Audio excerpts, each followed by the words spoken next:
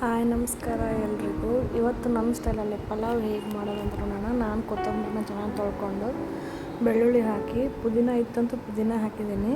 ರುಚಿಗೆ ತಕ್ಕಷ್ಟು ಖಾರ ನೋಡಿಕೊಂಡು ಮೆಣಸಿನ್ಕಾಯಿ ತೊಗೊರಿ, ಭಾಳ ಖಾರ ಇದ್ದರೆ ಕಡಿಮೆ ತೊಗೊರಿ.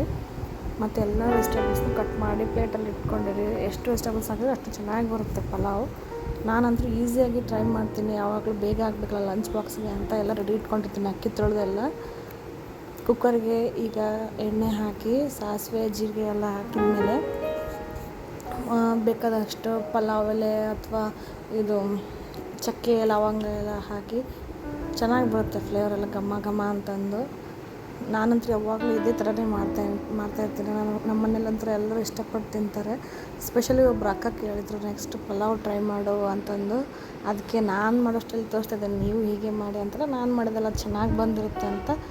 ಈಗ ಉಳ್ಳಾಗಡ್ಡಿ ಮತ್ತು ಬೀನ್ಸು ಟೊಮಟೊ ಹಣ್ಣು ಏನೇನೆಲ್ಲ ಕಟ್ ಮಾಡಿಟ್ಕೊಂಡಿರ್ತೀವಲ್ಲ ಎಲ್ಲ ಹಾಕಬೇಕು.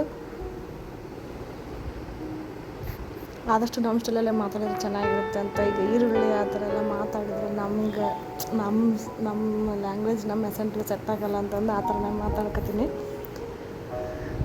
ಈಗ ಇದೆಲ್ಲ ಚೆನ್ನಾಗಿ ಎಲ್ಲ ವೆಜಿಟೇಬಲ್ಸ್ ಎಲ್ಲ ಚೆನ್ನಾಗಿ ಬೆಂದ ಮೇಲೆ ಫಸ್ಟಿಗೆ ಮಿಕ್ಸಿ ಮಾಡ್ಕೊಂಡು ಇಟ್ಕೊಂಡಿರ್ತೀವಲ್ಲ ಕೊತ್ತಂಬರಿ ಬೆಳ್ಳುಳ್ಳಿ ಮೆಣಸಿನ್ಕಾಯಿ ಅದೆಲ್ಲ ಆ್ಯಡ್ ಮಾಡಿದರೆ ಚೆನ್ನಾಗಿರುತ್ತೆ. ಹಸಿ ವಾಸನೆ ಹೋಗೋ ತನಕ ಉರಿಬೇಕು.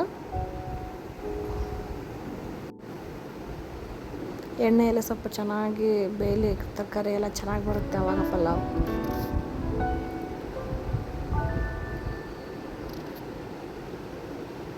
ಆಲ್ಮೋಸ್ಟ್ ನಾವು ಪ್ರತಿ ಸಲ ಮಾಡಿದಾಗ ಇದೇ ಥರ ಒಂದೇ ಥರ ಟೇಸ್ಟ್ ಬರುತ್ತೆ ಯಾವಾಗಲೂ. ಯಾಕಂದರೆ ನಾವು ಹಾಕೋ ಇಂಗ್ರೀಡಿಯೆಂಟ್ಸ್ ಏನಿದೆಯಲ್ಲ ಪ್ರತಿ ಸಲವೂ ಅದೇ ಥರನೇ ಇರಬೇಕು.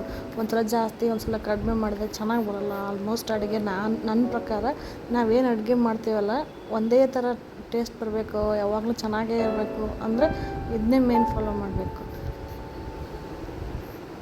ಈಗ ನೋಡಿ ಚೆನ್ನಾಗಿ ಮಸಾಲೆ ಎಲ್ಲ ಕುಕ್ಕಾಗಲಿ, ಹಸಿ ವಾಸನೆ ಹೋಗೋ ತನಕ ನಾನು ಡೈರೆಕ್ಟಾಗಿ ಆ್ಯಡ್ ಮಾಡಿಬಿಡ್ತೀನಿ. ನೀರೆಲ್ಲ ಫಸ್ಟ್ ಹಾಕಿ ಕಾಯೋ ತನಕ ವೇಟ್ ಮಾಡಲ್ಲ. ಅಕ್ಕಿ ನೀರು ಎರಡು ಒಂದೇ ಸಲಕ್ಕೆ ಆ್ಯಡ್ ಮಾಡ್ತೀನಿ. ಯಾಕಂದರೆ ಟೈಮ್ ಸೇವ್ ಆಗುತ್ತೆ. ಸುಮ್ಮನೆ ನೀರು ಕಾಯೋದನ್ನು ವೇಟ್ ಮಾಡೋಷ್ಟು ಆಗೋಲ್ಲ ಸುಮ್ಮನೆ. ಅದಕ್ಕೆ ಎರಡು ಒಂದೇ ಸಲ ಆ್ಯಡ್ ಮಾಡಿ ಉಪ್ಪು ಹಾಕಿ ಕುಕ್ಕರ್ನ ಕ್ಲೋಸ್ ಮಾಡಿಬಿಡ್ತೀನಿ.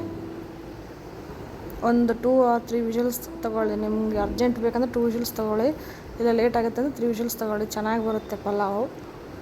ನೋಡಿರಿ, ಒಂದ್ಸಲ ನೀವು ಟ್ರೈ ಮಾಡಿ ಈ ಸ್ಟೈಲಲ್ಲಿ ಹೇಗಾಗಿತ್ತು ಅಂತ ಕಮೆಂಟ್ ಮಾಡಿ. Thank you.